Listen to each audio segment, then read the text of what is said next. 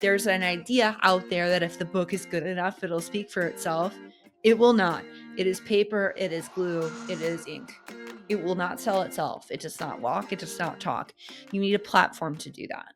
So in 2024, over 850 people took a quiz that I have on my website. You can go there and take it right now, right? This quiz has existed for a couple of years, and there are 8 questions on this quiz, all of which help me determine whether someone is qualified to work with us. And if they're not, then they get a recommendation, right? I use this quiz because I can't and I don't want to talk to 850 people every year, right? That's very reasonable. So, what I discovered in the first couple of years of my business before this quiz existed is that often the type of book that you as the author want to write or want to develop is not something I work on, right? And this is a pretty big bone to pick that I have, is that people just don't read and authors don't take the time to narrow down and look at what we're saying as publishing professionals. And I think that's not just true for books, right? It's true in all different areas that people just don't read or aren't paying close attention or aren't using critical thinking. Like all those things kind of happen. But often, you're not working on the type of book that I'm working on. And so, therefore, I am not the best fit for you. And it's actually in my integrity to not work with you, right? It's my integrity to give you a referral list, which I am happy to do, of people that I know that work on fiction, that work on children's, that work on memoir. In 2024, 64% of people, that's over 500 people, completed the quiz that were working on something else, right? They were working on fiction, they were working on memoir. They weren't working on what I work on, which is self-help and how to. I'm going to keep repeating that because I assume that people, are so rabidly hungry for publishing advice that they're happy to take it from anywhere. And the caveat that I always give is not everyone's for you. And so I am only speaking to entrepreneurs and experts who want a how-to book deal. Everything else that I say might not be relevant to you. Just recently, I had an Instagram post that was about platform building, and someone was like, "Well, I'm writing a memoir. I don't want to have to build a platform." And I was like, "Cool. I'm not writing this for memoirists." Right? So your results may vary based on kind of what book you're writing. So if you're writing something other than how to, if you're writing something other than self help, then you're welcome to keep listening. I love those stats, but ultimately, this advice isn't going to help you as much as someone who's more focused on the craft of the genre of the book that you're writing. Okay. So out of those people, right? So we have 64% that just aren't writing a book that I'm working on. And out of that 36% of that 850, there's only a handful usually that are actually ready to work on a book proposal. And you might be wondering, why is that? And that's because those remaining 300 or so people writing how-to books, need a platform, which is what we're going to talk about today, right? This is the second P. And if you missed the 3P framework, go back, listen to those episodes, okay? Because platform is a huge, huge deal. And platform is something that authors get twisted all the time. We're going to end up talking about platform way more often than this singular episode. But I think this singular episode can be a great level set in terms of how I think about platform and maybe hopefully change the way you think about platform as well. So, the easy definition of an author platform is an audience, your audience as the author, but it's slightly more complex than that. It's slightly more nuanced than that. That's because your author platform is what sells your book, and that's not always your audience, right?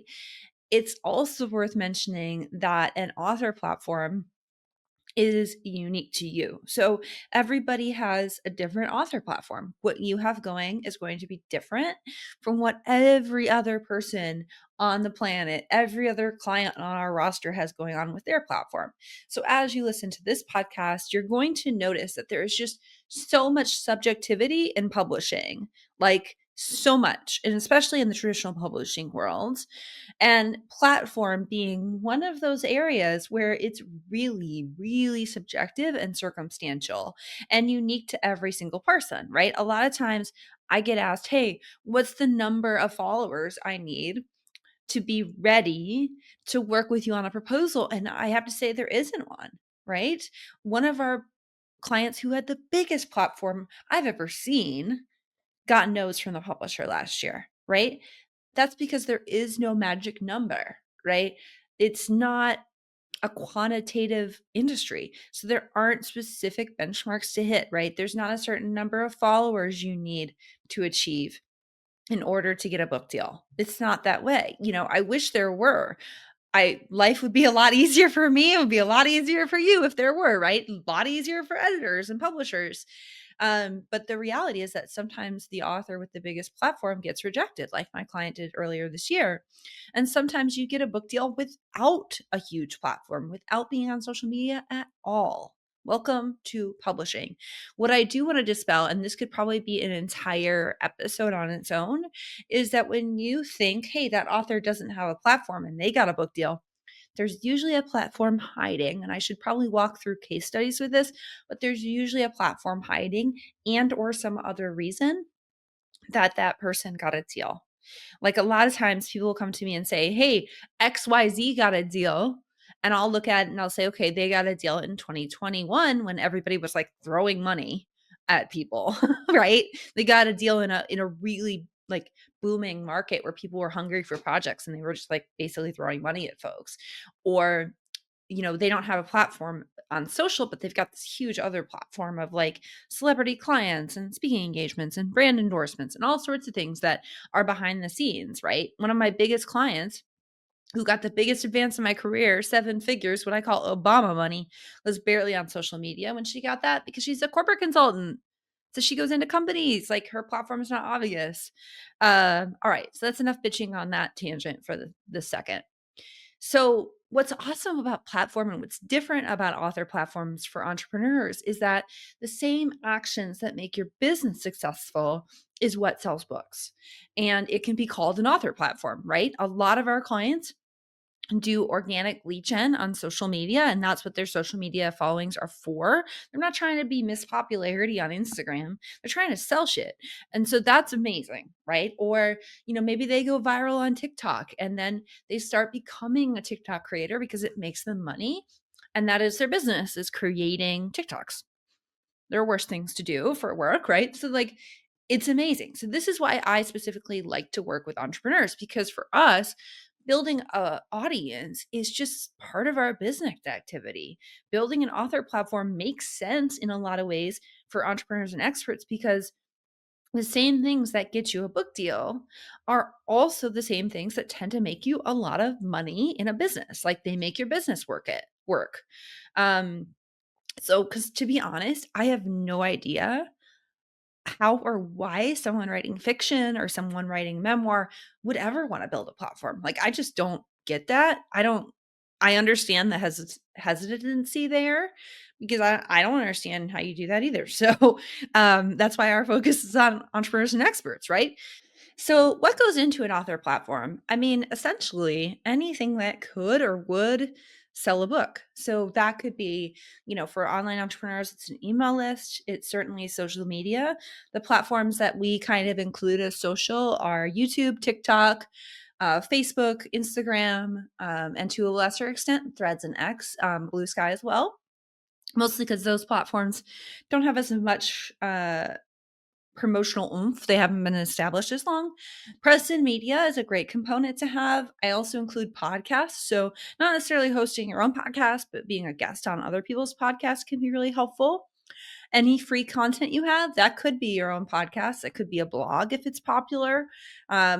If you have a quote unquote real job or a tie to a major institution, like you're on a board or you belong to a university, or especially if you belong to like a very active alumni group, that can be really helpful. Your network is important because your friends and colleagues that also have big social media followings, that can create a lot of buzz when you all get together and, promote each other's work. Any speaking engagements you do, so that would be, anytime you get up on a stage, whether it's your own stage or someone else's stage, that can be really helpful because you're selling in the back of the room. The last category is what we call bulk buys. That is education and corporate buys. So that's when, let's say you're a corporate consultant and you go into, a company and you are presenting and workshopping with 30 leaders, you could easily include a bulk buy of 30 books. Another great example is education buys. So I have a client, they are a non-binary and a therapist that helps trans and non-binary people navigate gender identity. So when they go into a college, they are presenting not only to like the LGBTQIA affinity group, but also to faculty, also to admissions. They're going in and they could do multiple book buys within that one educational context. So you can see how all of these are ways to sell the book. Now, you're not going to have all of these, nobody does. I like to think of them as a prefee menu. Like you get to choose what you want to have, right? There's only so many options, but you get to choose what you want to have and leave the rest. You don't have to eat the entire menu, right? That said, you usually have a mix of places and platforms where you interact with your audience and your potential readers. So, just to recap, like that is a mix, right? Maybe you do social, but you don't do speaking, or maybe you do bulk buys are your primary factor, but you do a little speaking, right? Um, for a lot of our online entrepreneurs, it is that classic email list, social media, once in a while a stage, once in a while a bulk buy, but primarily they're selling every day through like sales funnels and email and online marketing. I wanted to dispel a few things about platform as well in this episode. So the first thing is like, you don't need a million followers, although I can probably get you a book deal if you have a million followers. So if you have a million followers, pop into those DMs on Instagram and let me know. But instead, most of the time, for a big five publisher, again, check out episode 1 if you haven't listened to it. You need to demonstrate that you can reasonably sell 20,000 books, not hope, pray, plan for those books, but actually reasonably be able to predict that. There's a lot of reasons for that number that we could probably go into, and that's really just an estimate. Different places vary. But essentially, selling that many books makes a publisher money. It makes your project profitable. They like that. They need that, right? So I want to pause and dispel a couple more misconceptions because there's a lot of them about author platforms. So the first misconception is that million followers idea. It's not real, but neither is the idea that you can avoid marketing altogether, right?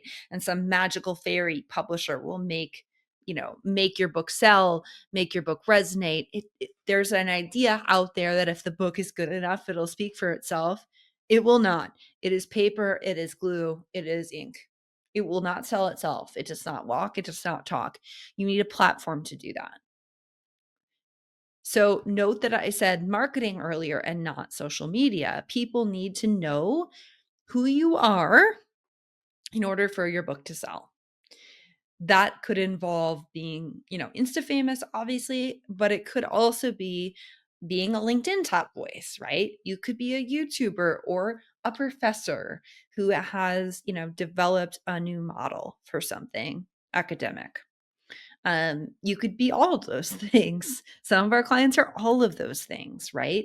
So you could be Brene Brown, you could be Adam Grant, you could be Jonathan Van Ness, you could be an entrepreneur that everybody knows and that everybody's been following for a few years, right? Someone like Amy Porterfield, Rachel Rogers, Marie Forleo, Brendan Bouchard. But what you generally will not be when you get a book deal is someone who posts on social once and then goes silent, someone who is inconsistent with their marketing, someone who only has 3 podcast episodes and then gives up. I see that so often. Or someone who is a best kept secret solopreneur who is overwhelmed and overworked but still wants to add a book to their plate. That might sound super harsh, but unfortunately it's the reality. And that's because, did I mention that publishers are corporations and that, we live in a capitalist society in a minute? Because I'm pretty sure I have. Sarcasm aside, people who aspire to be authors often get really out of shape about platform.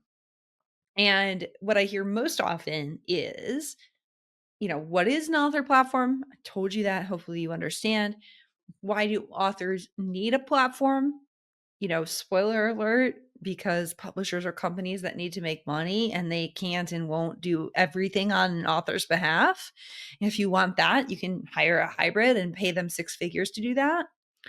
And the idea that publishers only want to publish famous people and TikTokers, which isn't, it's not entirely true, but it's not true also. But the reason those people get book deals and the reason you see celebrities out there selling their books is because they have an audience, they have proven content, and the publisher has a pretty good feeling that when they sign Prince Harry or Michelle Obama, they're going to sell a lot of books. Those people have both potential and platform to harken back to our 3P framework. Um, and usually they can definitely hire someone like me to do their proposal. Okay, so if you don't know what I'm talking about there, go back and check out the episode on our framework, which is episode 4. So, what most authors fail to realize is that building a platform for yourself is totally possible, right? People have done it. It's in your control. It actually gives you power and agency within the world of publishing. My authors that have big platforms have a ton of power. They just have so much power. They get to, you know, decide to throw their own cover shoot, or they get to dictate what their rights are, or they get to have more creative control. And because they have that platform, the publisher's going to pay them more money because they expect to sell more books. And then on top of that, because publishers invested so much money, they're going to put a little more attention to it. They're going to put a little more effort to it. Because wouldn't you, as a business owner, if you had invested, $100,000 in a new initiative, wouldn't you put way more effort and attention to that than if you had only spent 10,000? Probably. Same idea, right? So as authors, you get to choose. If you don't want to build an author platform, if just want to get your book out there, I hear this a lot, that's fine. That's what self and hybrid publishing are made for. But don't come yelling at me when traditional publishing, and I just did that. And if you saw on YouTube, I'm like doing that little neck swirl that people do. I got a little sass in me. Sorry, I got distracted by myself. If you want to watch me get distracted by myself, this is on YouTube. Bonus that my dog will sometimes interrupt the YouTube as well. But don't get mad at traditional publishing, right? Because it's capitalist, because it's using art as product, it's monetizing these things, right? Because platform's in your control. It is your choice whether to, use the system and create a platform or not. So that's just really important. And self and hybrid publishing are super valid options for people that don't want to build a platform for whatever reason. And if you don't want to be on social media, I hear this a lot. You're a little bit more lucky because I suspect we all might be headed that way after the bro zone hellscape that social media has become in 2025.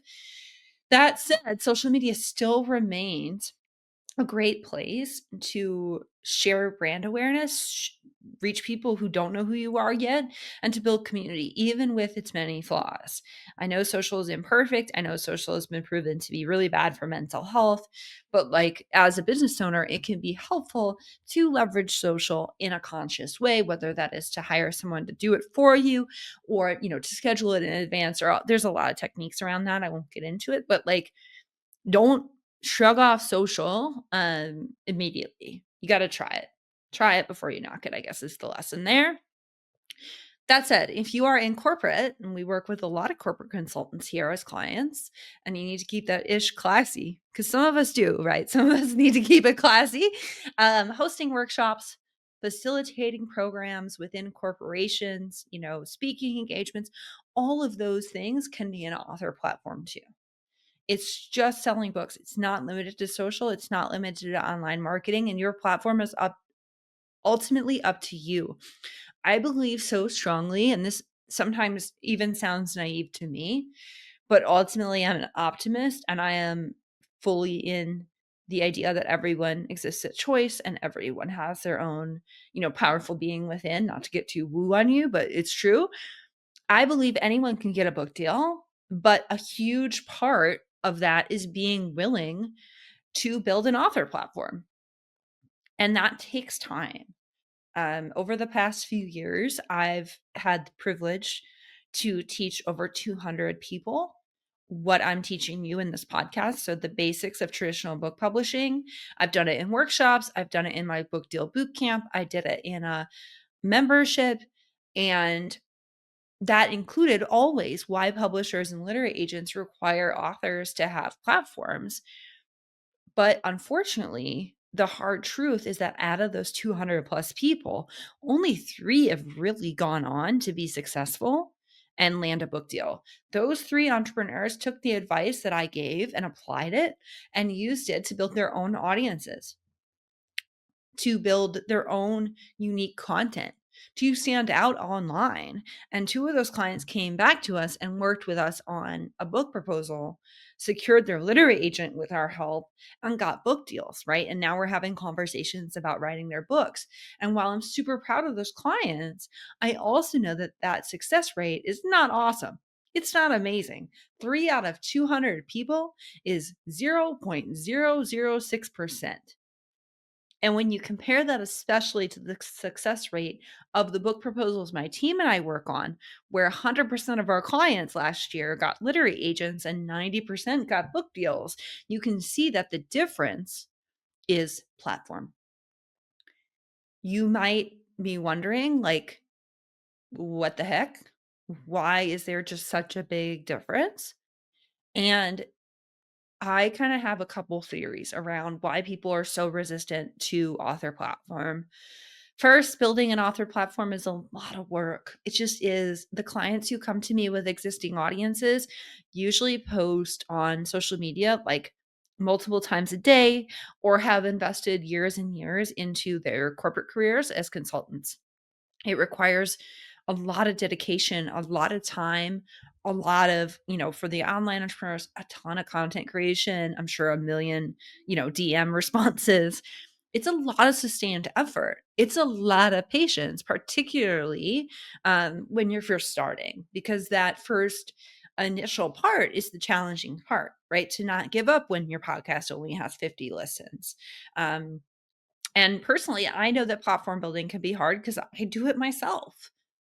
I'm doing it right now with this podcast, but the benefit to online entrepreneurs, especially when it comes to platform building, is that we have to do this work anyway as part of lead generation, right? We have to do this work anyway as part of sales and, making money to live on. It's part of what you do to make a business successful. So, my second part of this theory, speaking of those online entrepreneurs, it makes sense that the success rates for the people that join my workshops or join book deal boot camp that don't take action, right? The lag of success, honestly, the 99% failure rate would be similar to the failure rates of online business owners. And I was actually really surprised when I Googled this, in that Entrepreneur Magazine reports that over 90% of online businesses fail within the first 4 months. I think some of this is that a lot of people see online businesses as get rich quick schemes when they're really not. But I also anecdotally in business incubators have seen people decide to give up on their businesses or substantially change their business within like a year or two, or when, the economy dips or like the results just don't hold up or they don't exponentially grow. So there's a lot of reasons for that. Okay, so my third theory is that a book can often be a dream that you're interested in, but don't really follow through on. So back in my days at Penguin, I worked on a book called How to Retire Overseas. And in a meeting, the publisher that I worked for at the time, so the publisher's person, my boss's boss, predicted that the book would be read by 2 different types of people. The first person, the first type of people were people who were planning to retire overseas, right? And presumably were going to take action on all the advice the author was giving in the book. And then the second group were people who are simply interested in the idea of retiring overseas and wanting to dream about it without ever any intention of following through, like at all, no intention. My boss assumed, and probably rightfully so, that the people who were interested outnumbered, like vastly outnumbered, the people who would actually take action on this thing, who would actually retire overseas. And I think that's really similar to books. I think the same thing applies to writing and publishing a book. You can get all in your head about it, get all in your heart about it, get all in your dreams about it. But when you are confronted with the idea of having to build an author platform from 0 to 100,000, much less 0 to a million, that can feel really daunting and you just don't take action on it. The same can be said for online businesses. A lot of people are interested, but a lot of people are not truly committed and not going to take, repeated daily action towards this goal. So I don't want to leave you on a down note, but I do think that it's a question to ask yourself. Are you simply interested in writing or publishing a book and getting a book deal? And that's why you're here listening to this podcast. Or are you committed to following through and doing the work and understanding everything you need to know and listening to this podcast every week and subscribing to my email newsletter and getting that result that literally 0.006% of people get? Because if you are, I'm going to help you through this podcast, right? I'm going to blow open these doors of traditional publishing and help you, because I do want to believe that everyone and anyone can get a book deal if you're willing to put the work in. And to be completely honest with you, this knowledge used to be behind a paywall. I used to charge for this. But recently I decided to say, fuck it, and share this with everybody on the internet and at least all the major podcast platforms and YouTube, because I want to give this knowledge out. I think people need it, and I hope you are enjoying what you're learning and you're benefiting from it. And in fact, if you're loving what you're hearing right now, please listen, subscribe, leave a review. This is only episode 6 of a 10-part crash course on traditional publishing, and I've got so many more ideas to throw at you. So if you have missed anything at all, go back and listen, because like T Swift's eras, this shit builds. You don't want to miss a thing. And for those of you who, have binged the first handful of episodes when we released it back in February and are still hanging in and listening to these episodes, I truly appreciate you. I'm so glad you're here. Thank you all so much. See ya in 2 weeks.